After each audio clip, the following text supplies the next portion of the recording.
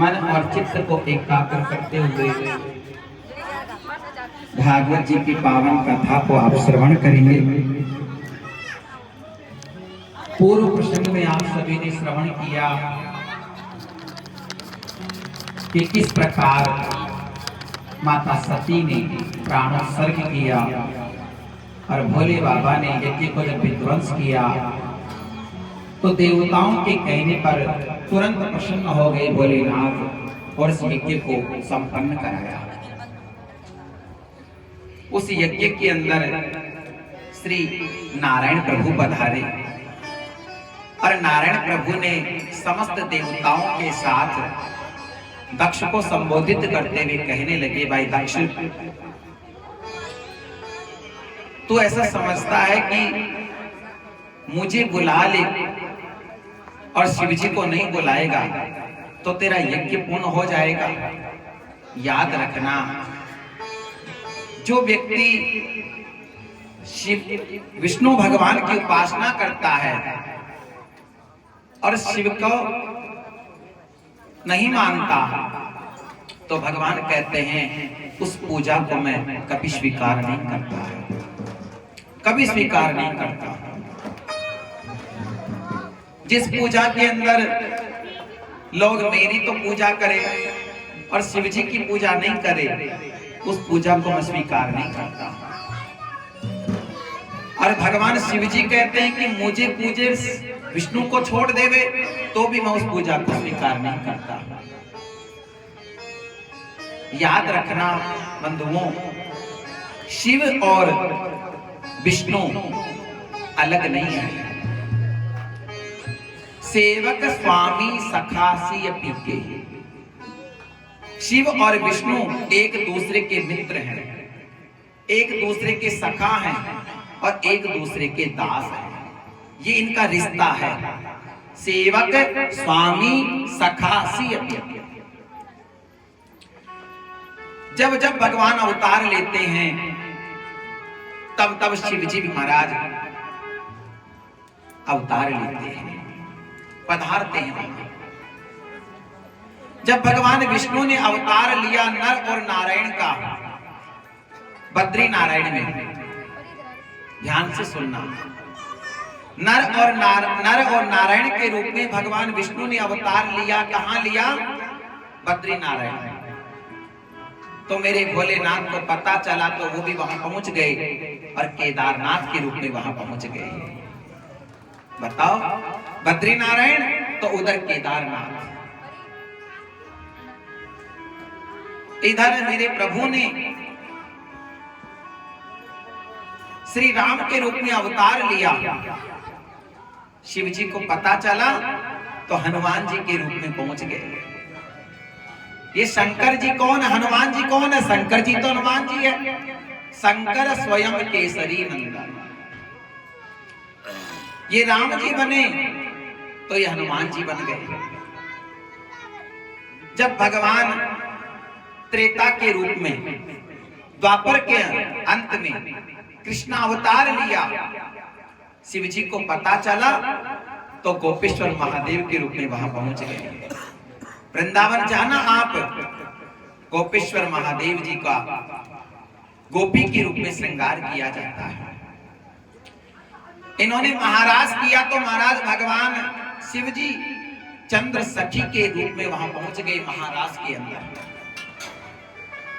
जब भगवान मथुरा छोड़ करके द्वारिकापुरी में चले गए, शिव जी को पता चला तो सोमनाथ के रूप में वहां पहुंच गए, गुजरात में। जब जब महाराज भगवान का अवतार होता है तब तब शिव जी एक दूसरे से इतना प्रेम करते हैं बंधुओं। आपको पता है ये भगवान विष्णु भी भोलेनाथ से बड़ा प्रेम करते हैं। जानते हो शिव जी के गले में जो सर्प है वो कौन है? जो शिव जी गले में जिस सर्प को धारण करते हैं वो और कोई नहीं बंधुओं, वो भगवान विष्णु है। इतना प्रेम करते हैं।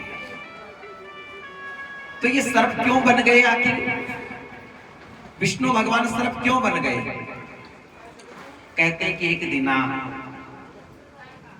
ये भगवान शंकर जी विष्णु भगवान के पास जाते हैं और कहते हैं, प्रभु मैं तो आपके पास आ जाता हूं, लेकिन आप तो कैलाश पर्वत आते ही नहीं हो, कभी कैलाश भी आ जाया करो।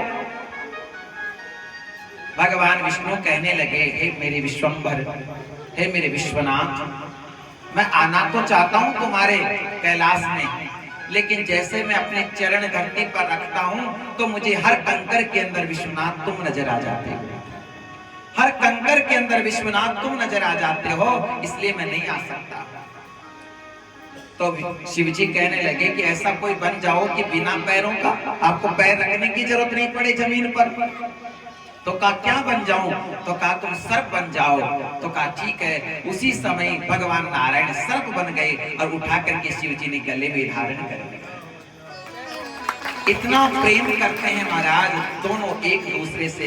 वो सर्प और कोई नहीं, जो आप देखते हो ना फोटो के अंदर शिव जी के गले में सर्प, वो और कोई नहीं भगवान विष्णु है, जो इतना प्रेम करते शंकर जी से कि दिन रात शिव जी के गले में पड़े रहते हैं। दूसरी बात, लोग शिव जी को कहते हैं कि शिव जी कैसे हैं, फोटो में दिखाते हैं ना, नीला नीला शिव जी को बताते हैं। अरे नीले नहीं है शिव जी, शिव जी का वर्ण नीला नहीं है, शिव जी का वर्ण कैसा, कपूर के समान। तभी तो कहते हैं कर्पूर गौरम करुणावतारम संसार सारम भुजगेन्द्रहारम सदा वसंतम हृदयारविंदे भवम भवानी सहितम नमामि। कपूर के समान गोरे हैं शिव जी। तो आप कहोगे महाराज फिर ये नीले कैसे हो गए? वो ऐसे हो गए जैसे कोई सफेद कांच की बरनी हो और सफेद कांच की बरनी के अंदर कोई नील मणि रख देवे ना, तो बरनी कैसी लगती है आपको? नीली नीली लगती है, जबकि बरनी नीली तो नहीं है ना, उसके अंदर मणि है नीली, इसलिए बरनी भी नीली हो गई। उसी प्रकार शिव जी नीले नहीं है, शिव जी तो कपूर के समान धवल है, लेकिन वो नीलांबुजे श्यामल कोमलांगम, जो नीले अंबुज के समान मेरे राम जी हैं, उनका ध्यान करते हैं तो उनका रंग शिव जी में उतर आया, इसीलिए नीले हो गए मेरे भोले, नीले हो गए। कहते हैं ना कि भैया जिसका चिंतन करोगे वैसा रूप अपने आप आ जाता है। जानते हो ये साधु महात्मा लोग कितने बूढ़े बूढ़े होते हैं, जिनकी सफेद सफेद दाढ़ी होती है, लेकिन फिर भी कितने सुंदर लगते हैं। क्यों लगते हैं? कोई क्रीम पाउडर तो नहीं लगाते, वो तो सुंदर क्यों हो जाते हैं? क्योंकि वो भगवान का ध्यान करते हैं तो भगवान अपना रूप उनको दे देते हैं, इसीलिए गोरे हो जाते हैं सारे साधु। पर आपको गोरे होने का उपाय बता रहा हूं आज।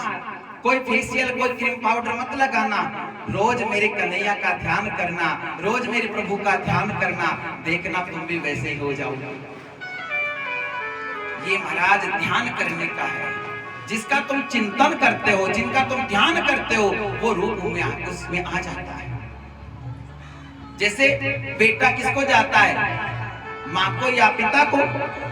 लोग देख करके पहचान दे, अरे तुम तो उनकी बेटी हो ना। क्यों? क्योंकि पिता का वर्ण बेटे में आ जाता है। लोग, बच्चा रोज माँ बाप से प्रेम करता है, और जिससे प्रेम करते हैं उसका रूप पुत्र में आ जाता है, तभी तो बेटा पिता के समान बन जाता है। इसलिए मेरे प्यारे बंधुओं, इतना ये प्रेम प्रधान ग्रंथ है। ये प्रेम करना सिखाता है ये ग्रंथ। किसी से द्वेष करना, ईर्ष्या करना नहीं सिखाता ये। तो ये चरित्र सुनाया। इन्होंने कहा महाराज आप मनु जी महाराज के बेटों का चरित्र सुनाइए। तब ये कहते हैं, प्रिय व्रतो तान पादो, प्रिय व्रतो तान पादो सतरूपा पते सुतो वासुदेव तया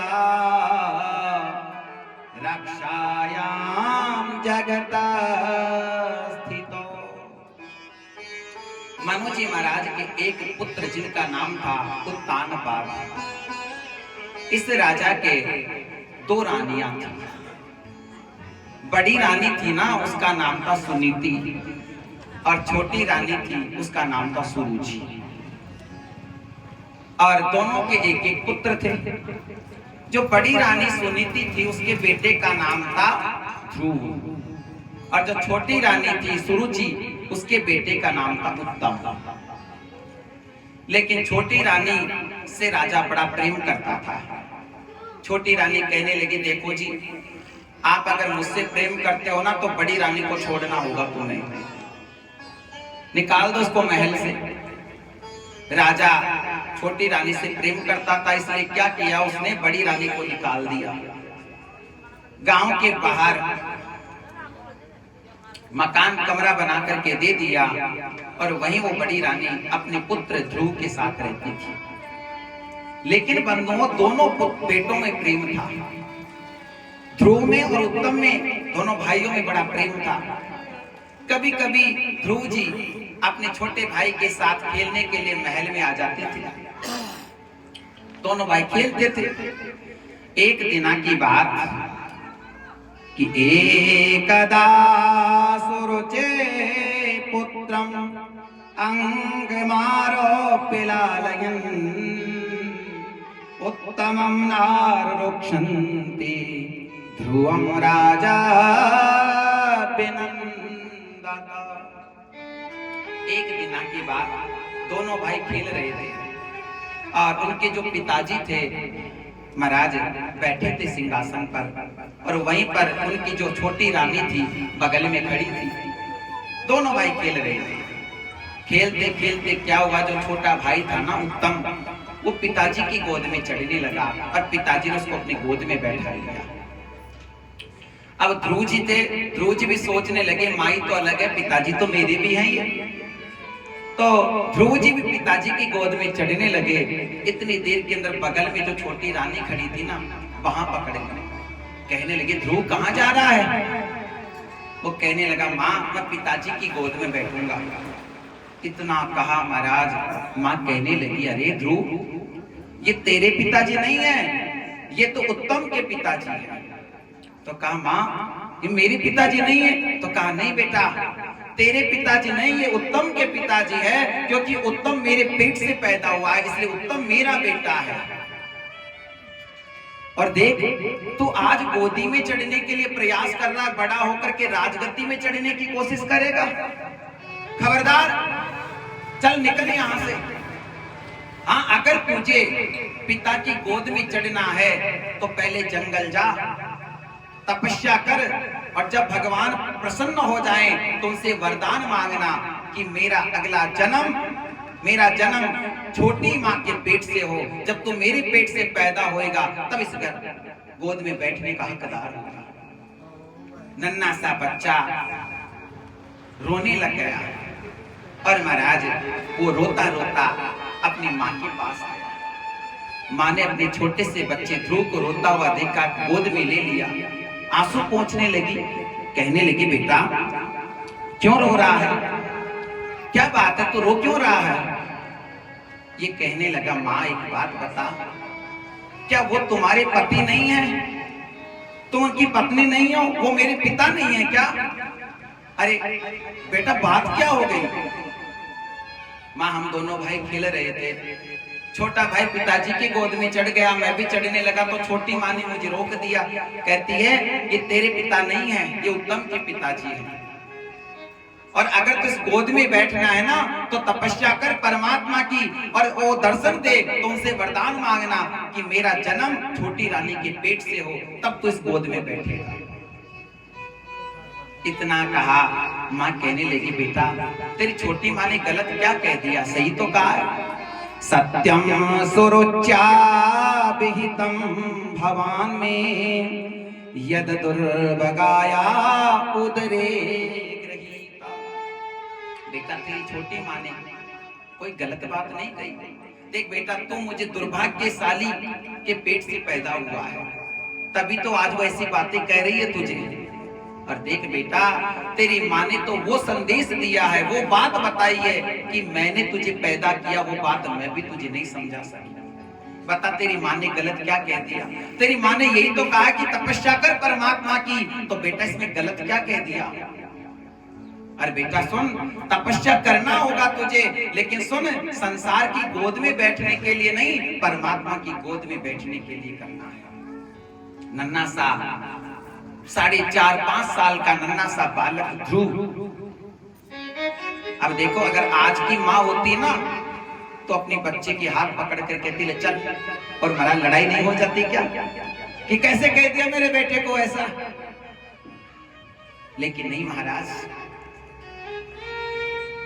और तो और हम लोग तो इतना सख्त सिखाते अपने बच्चे को, देख बेटा हम उसके घर नहीं जाते, वो छोटी माँ ने है ना ऐसा ऐसा बोला हुआ है मेरे को, उनसे बात नहीं कर, उनके घर मत जाया कर। लेकिन महाराज ऐसा कुछ नहीं कहा बेटा तेरी माँ ने बहुत अच्छी बात करी, जंगल जा तपस्या कर, लेकिन संसार की गोद में बैठने के लिए नहीं, परमात्मा की गोद में बैठने के लिए। नन्हा सा बच्चा कहने लगा माँ भगवान कहाँ मिलेंगे? तो कहा जंगल मिलेंगे। माँ ने आशीर्वाद दे दिया और नन्हा सा वो बालक महाराज जंगल की तरफ चल दिया। याद रखना, जिस व्यक्ति को माता पिता और गुरु 3 लोगों का आशीर्वाद मिल गया, भगवान भी महाराज टाल नहीं सकते उस बात। आज महाराज नन्हा सा ध्रुव चल दिया। लेकिन एक बात का ध्यान रखना आप, जब भी व्यक्ति अच्छा कार्य करने के बारे में सोचता है ना तो संकट जरूर आते हैं। क्यों आते हैं? वो भगवान परीक्षा लेते हैं।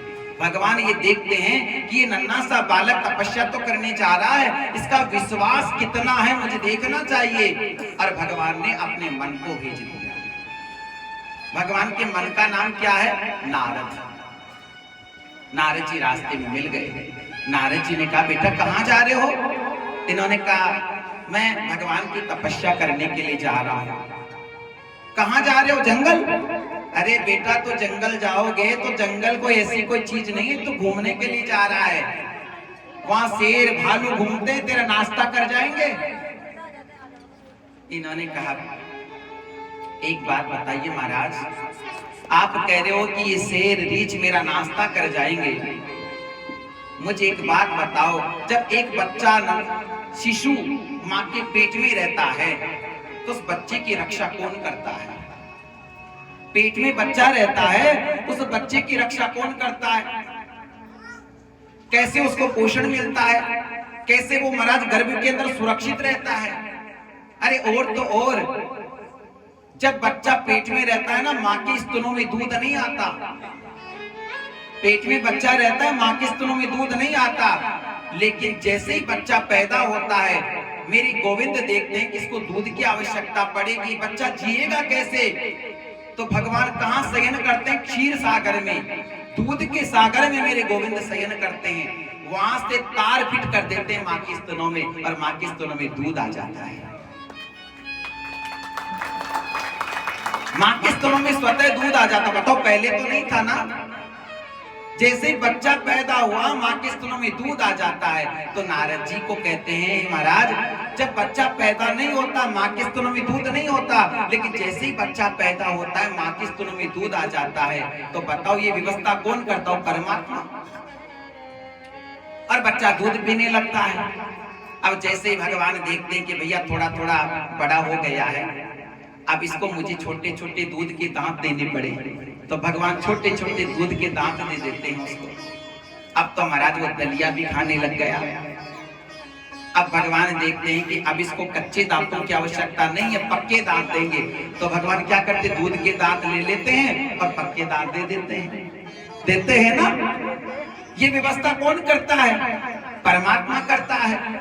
तो बताइए, जो गर्भ में रक्षा करता है, बाहर रक्षा करता है, तो मैं जंगल में जा रहा हूं, जिसने पेट में रक्षा करी वो बाहर भी रक्षा करेगा।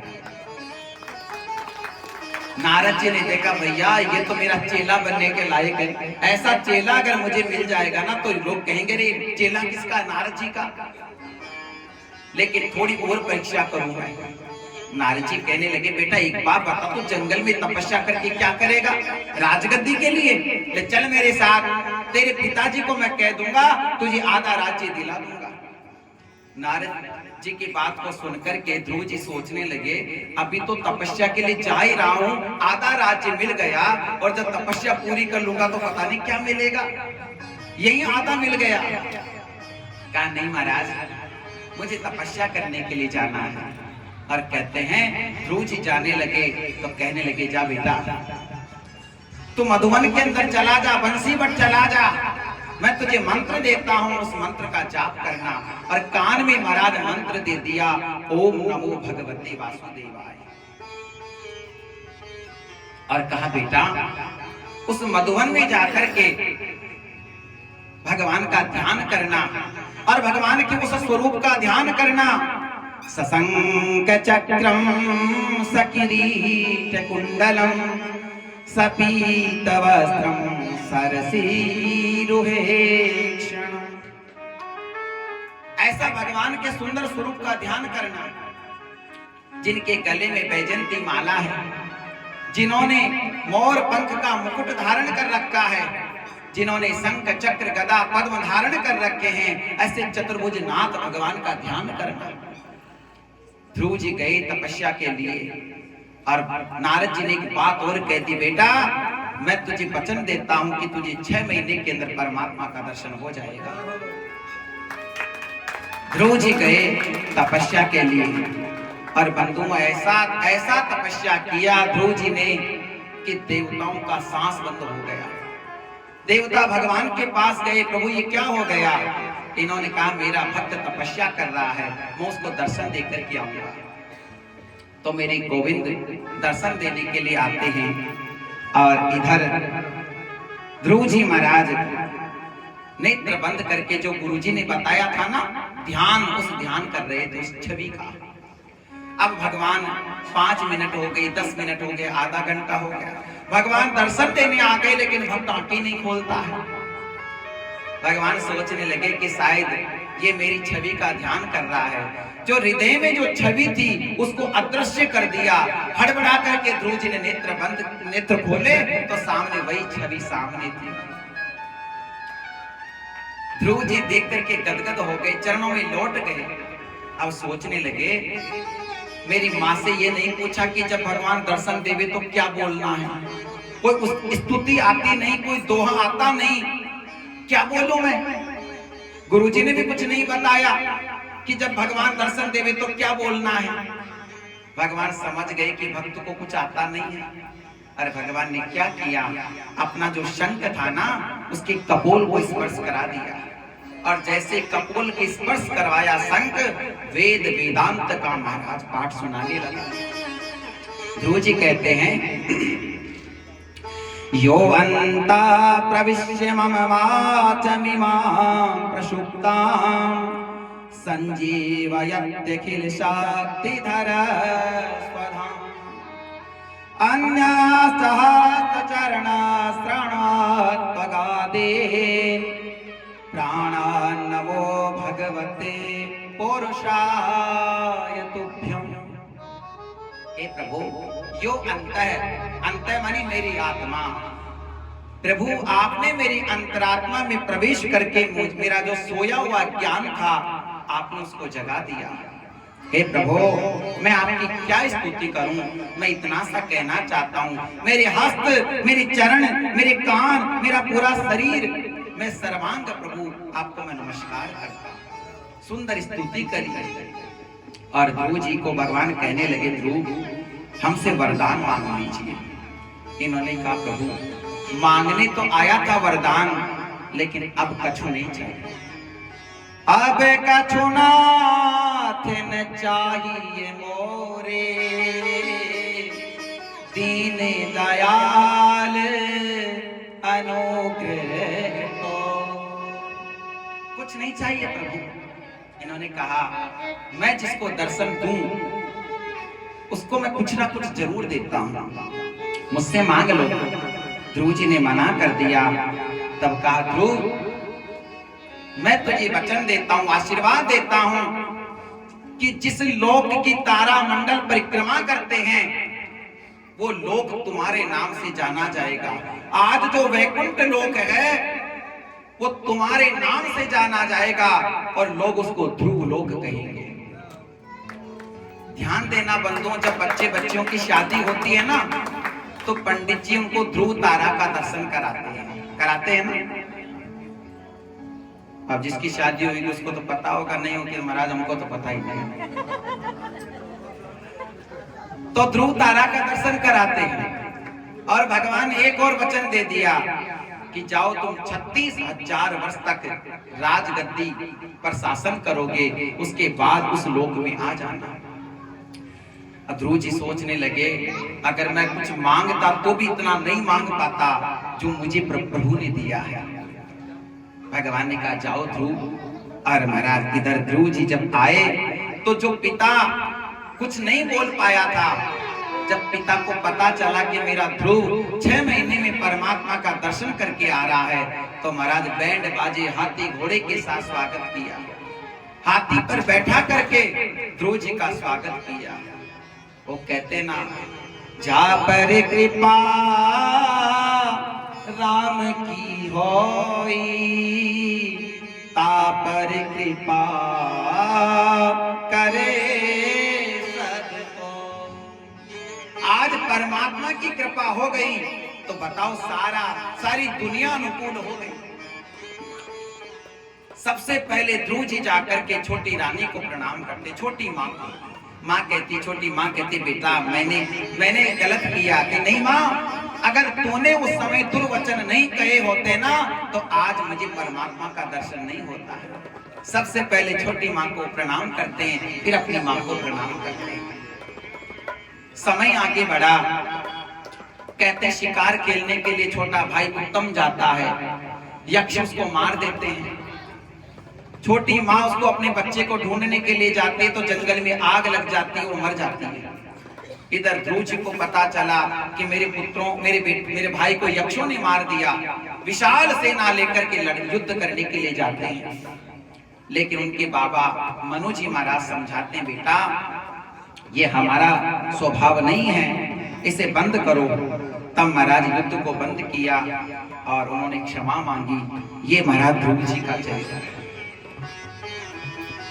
बंधुओं हमेशा याद रखना, अगर अपने बेटे को ध्रुव जैसा बनाना है तो अपने बेटे को संस्कार देना। अभी पूर्व प्रसंग में मैंने आपको एक बात और बताई थी, बच्चों को महाराज से मोबाइल से दूर रखना। बच्चे के हाथ में हनुमान चालीसा माला पकड़ा देना, लेकिन मोबाइल मत देना। इसी वंश में महाराज अंग राजा का चरित्र सुनाया, बेन का चरित्र सुनाया इन्होंने, और एक प्राचीन बरही नाम का राजा का चरित्र सुनाया, प्रचेताओं का चरित्र सुनाया, और आगे जाकर के यहाँ पंचम स्कंद के अंदर प्रियव्रत जी का चरित्र सुनाया। बंधुओं इसी प्रियव्रत इसी प्रसंग के अंदर इन्होंने बहुत प्रतापी राजा भरत जी का प्रसंग सुनाया। ये भरत कौन है? बंधुओं हमारे भारत देश का नाम पहले भारत नहीं था।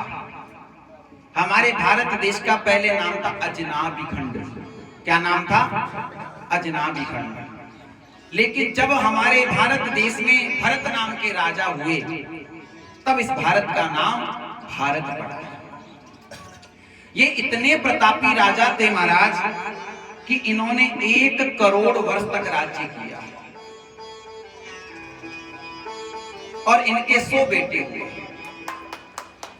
अब जब इन्होंने देखा कि मुझे भगवान का भजन करना चाहिए तो सारा राज्य अपने पुत्रों को सौंप करके ये जंगल चले आए।